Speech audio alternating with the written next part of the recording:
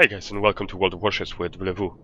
Now, I know that in my last video I promised that that my next video would be about the Tier 8 Premium cruiser, the Mikhail Kutuzov.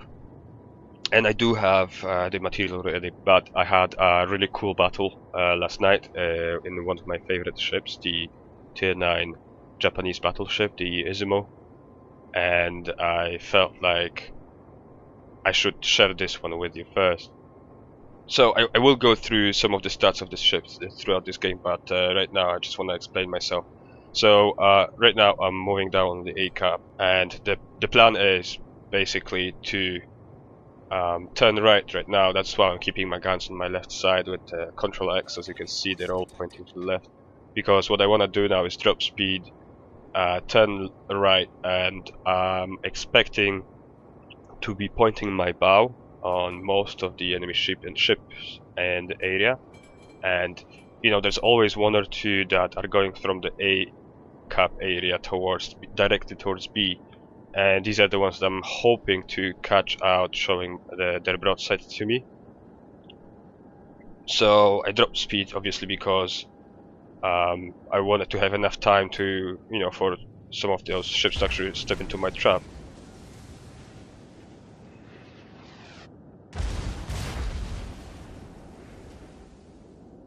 Now I see the Fubuki, and it's only 9 kilometers away, and obviously I'll open up on it. It's quite easy to shoot destroyers at that distance with an Izumo. And yes, I was just going to say that, you know, now that I saw the Fubuki, I need to switch direction and change speed as well, because there will be the torpedoes in the water, and there they are. I can quite easily outmaneuver them, so I'm just waiting for the right moments, picking up speed, and when the time is right, just left hard turn, and they just sail past harmlessly next to me.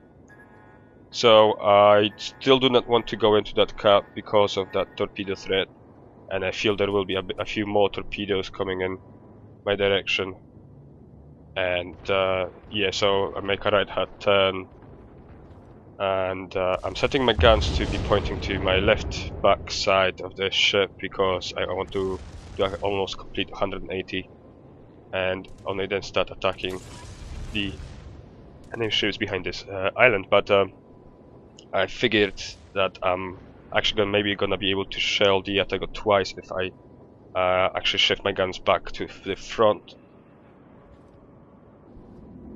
I take quick aim. The Atago is really going slow right now, so I feel like right after the shot I felt like I was getting too much lead, and that's true. The shells barely grazed the Atago. So some more torpedoes coming in.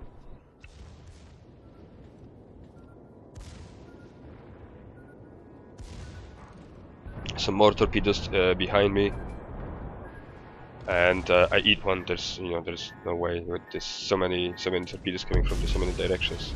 You will take damage, but an Izumo is a huge tank for damage, so you don't really have to worry, and you should be taking damage for it. That's how you win in an Izumo. So the Atago is really close, and I'm taking pot shots at it, but I wasn't aiming very well, and you know, I don't get the kill. Some more torpedoes coming in again. Looks like spreads from two different ships. And check this out. I'm kind of looking above the island just to ascertain the distance and the lead I have to give, and now shoot blind. And watch this. Trick shot. No hands. Boom. And it's still going in the right direction. Cool, huh?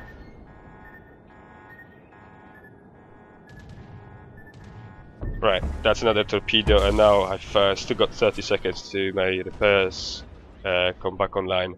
So I'm not only slow, but I'm, you know, taking on water. So the situation is pretty bad, and the only thing that is saving me is the fact that my fleet actually came with me and is drawing their attention, their fire, by basically being closer. So I'm angling myself away, waiting for the repairs to come back online, and I'm scoring a couple of good hits on the torpedoes. The these are really big guns that you have on the Izumo, and you know, it's the same caliber as the Yamato, and you can do quite a lot of damage with them, even if you don't citadel, and it's hard to citadel with torpedoes anyway, so you shouldn't be really counting on it. So that's another volley towards the torpedoes, still taking pot shots, and you know, a couple of thousand here, a couple of thousand there. It all adds up.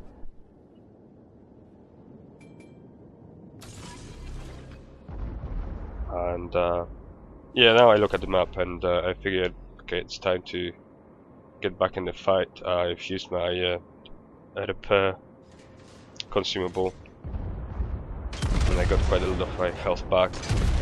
And I'm still shooting the torpedoes, and this is the moment when I try out a new piece of clothing. I'm basically putting on a York coat.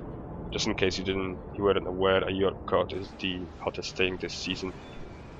So you basically put one on the side where you got incoming fire, and you use the York coat as a sort of a, like a shield, I suppose. But I think the captain of that York wasn't really into this kind of stuff, so he turned away, and it wasn't my color anyway. So yeah, Pensacola almost stationary, showing broadside, and this is the Izumo dispersion. So I really don't know what people are talking about when they talk about the dispersion. That was what, 15.7 kilometers away. That's a normal Izumo dispersion. This is the kind of dispersion that I always get when I'm sailing it. The only caveat here is that I am sailing a completely upgraded Izumo. There's a big difference between the unupgraded and upgraded versions. Both the hull that basically allows you to have much better mobility, much better turning time. It is important and makes a huge difference. And I also believe that the gun upgrade that you can get changes the dispersion model, I think, because I may be mistaken, but I feel that I have noticed quite a big difference in how dispersed my shells were when I switched to the other gun upgrade. So anyway, I might be mistaken here, but I feel like it. I'm not.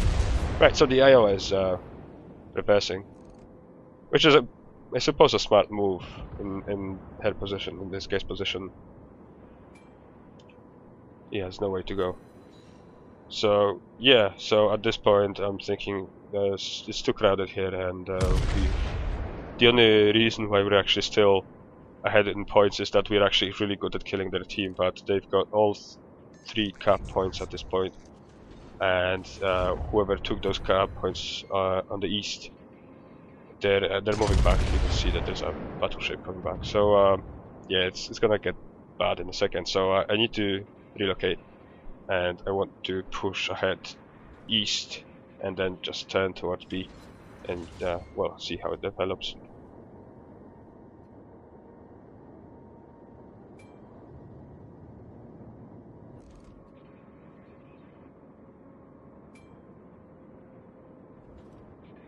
Okay, so again, this is why I'm a big fan of the Izumo. 20 kilometers away. 20.6. Iowa? Nah, angled. Yeah. 20.8. Look at the dispersion. Now, I'm gonna save you the suspense. I will miss this shot.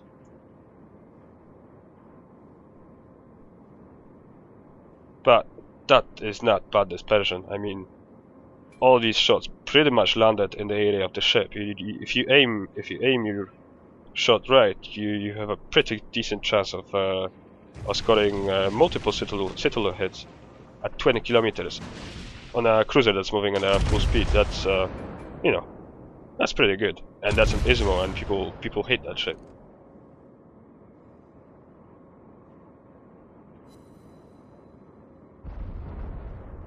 Okay, so again, situational awareness. So we're contesting EA Cup right now. The remainder of the enemy fleet is already at B Cup and is moving back in, so we're gonna be under a lot of pressure from two different sides. And it looks like, yeah, I'm doing the same thing by the way now. I'm kind of looking up. I'm just switching the camera to figure out the direction the Pensacola is going at before it actually pops from outside like from behind that island. And so I take pot shots at the Pensacola, and the third one gets him. Okay, so I continue with the plan. I want to go towards B. I want to outflank our flankers, I suppose.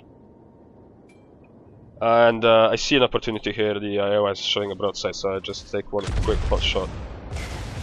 And I do get a hit, but nothing mind-blowing. And yeah, so that A cap seems very crucial right now. We really need to get it. And our destroyer actually got C now, so there is hope. We might actually pull this off. Right. So in a moment, I will notice. You know what? In a moment, actually, I'm gonna think like, why the hell is all of this taking so long? And that's when I will notice that I forgot to switch on to full speed. I'm basically sailing at 3/4 right now, and in a second I'm gonna be really angry with myself. But when you think about it now, just look what this creates. I'm basically giving time to this Iowa to go around that southern island and give it the chance to actually make a turn. Yeah, because that's what they're probably going to be doing. They will engage those battleships to the south. So he'll probably turn in, and at that point he might actually give me a broadside. So by slowing down, I'm kind of helping him forget about me, you know. And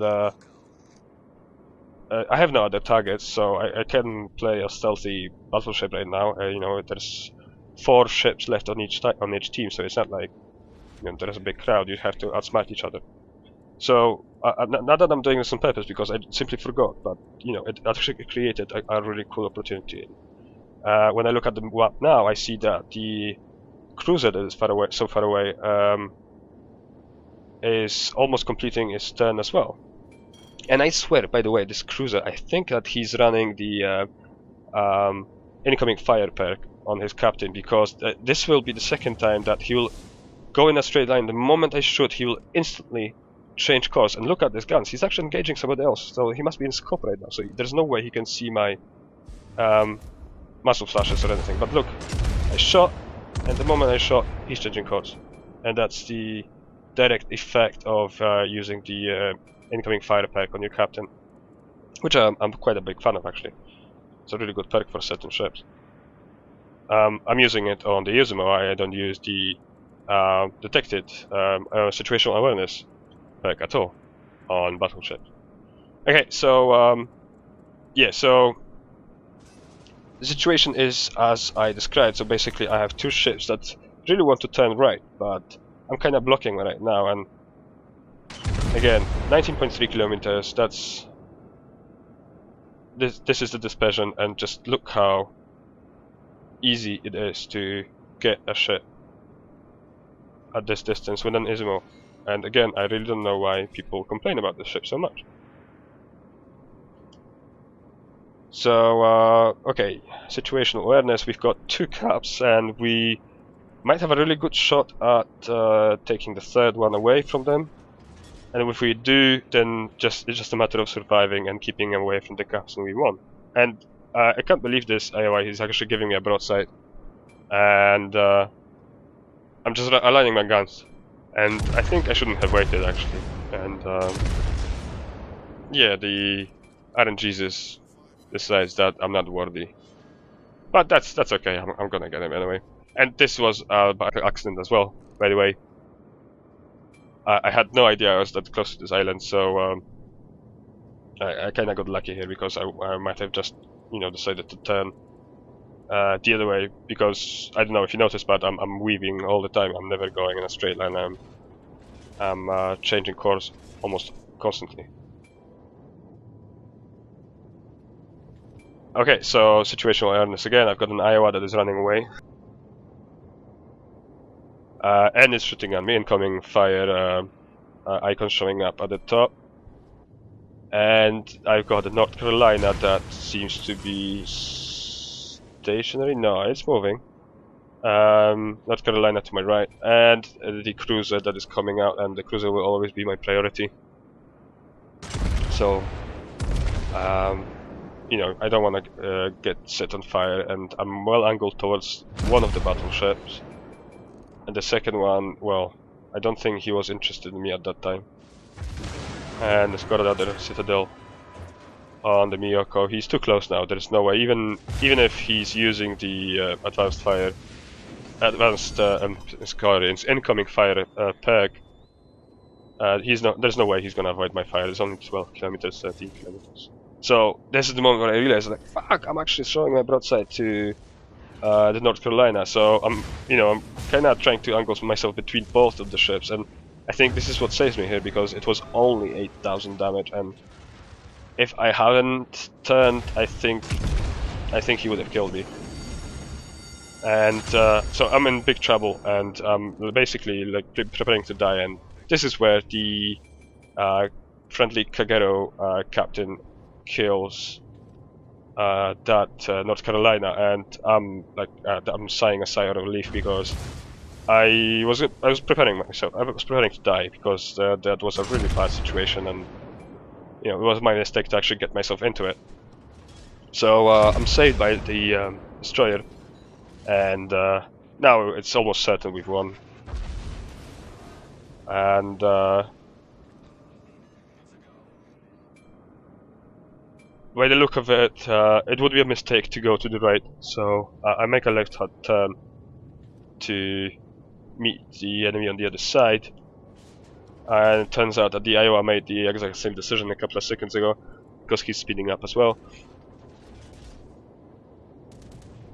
We're both aware of each other's position. The spotted fighter planes are in the 2 minutes left till the end of the battle. So the battle is won, basically.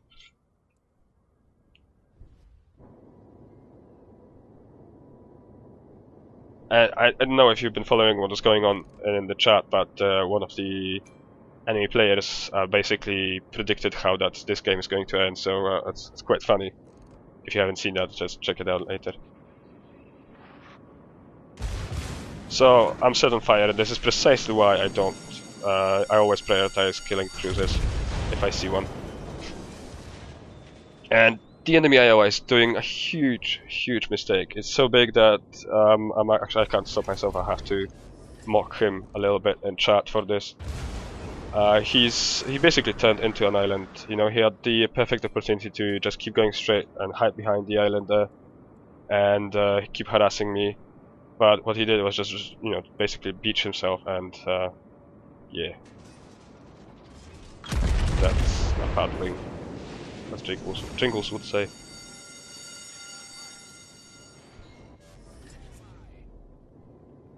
So I'm preparing to. Yeah, don't do that, guys. Don't do it.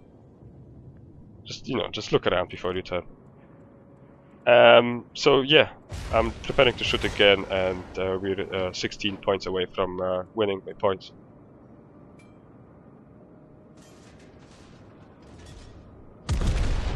And that's the game over.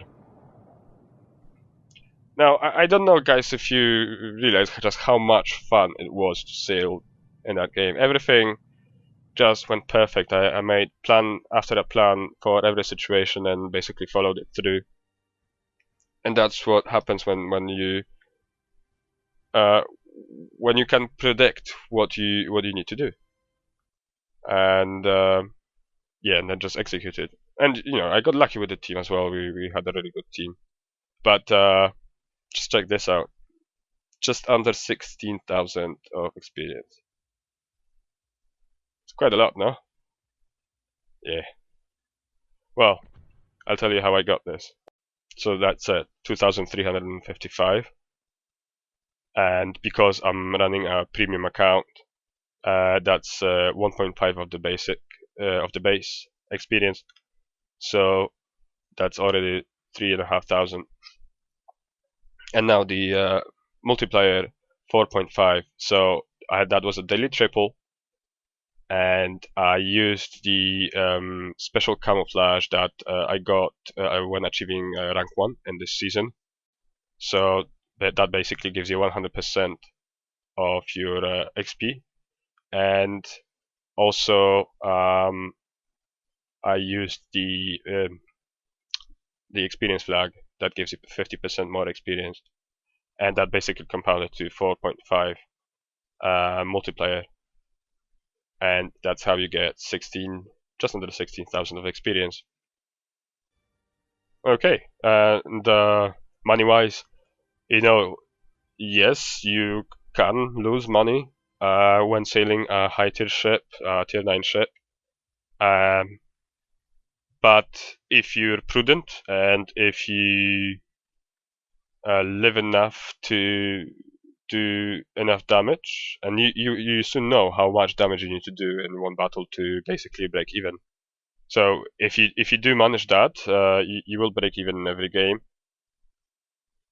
and it's that going to be something horrible. And if you don't break even, I suggest that maybe high tier battle isn't for you yet. Maybe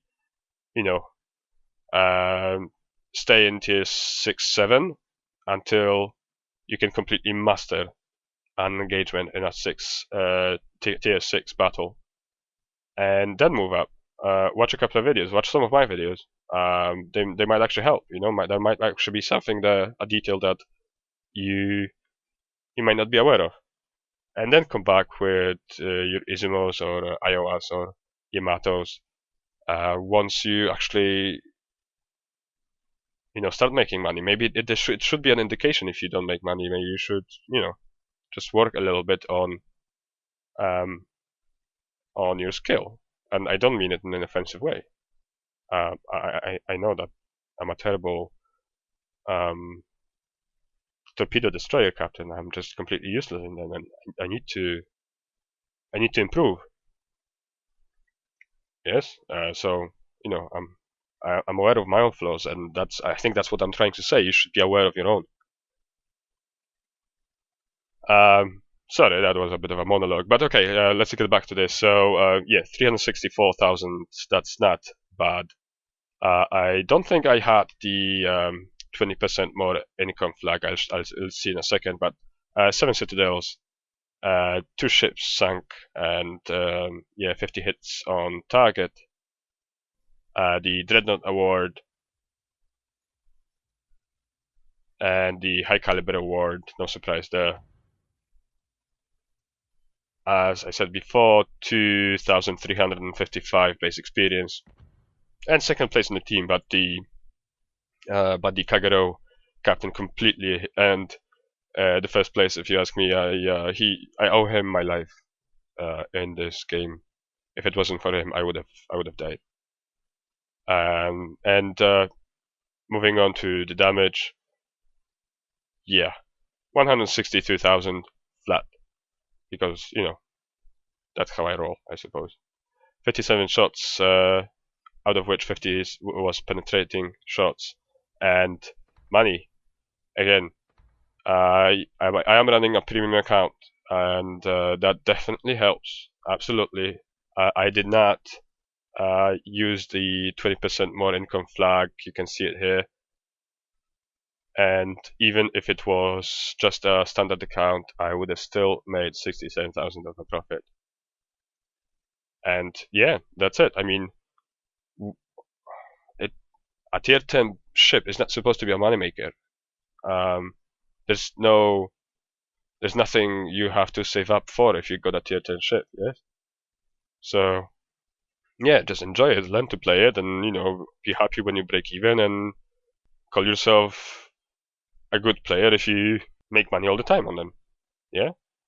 Anyway, seems like I'm talking too much in this episode, but I think that was a pretty cool battle, and if you did like this one as much as I did, please give this video a like down below. Yeah, I know I said that in every single video, but it does really motivate me if you guys actually do click this. down there. If you, well, even if you don't, I would appreciate that as well, actually. And if you do enjoy my ramblings, then definitely think about hitting the subscribe button at the top there, because I think I'm gonna stay here for a while. So that'll be all for now. I say thanks for watching, and I'll catch you on the open seas. Bye bye.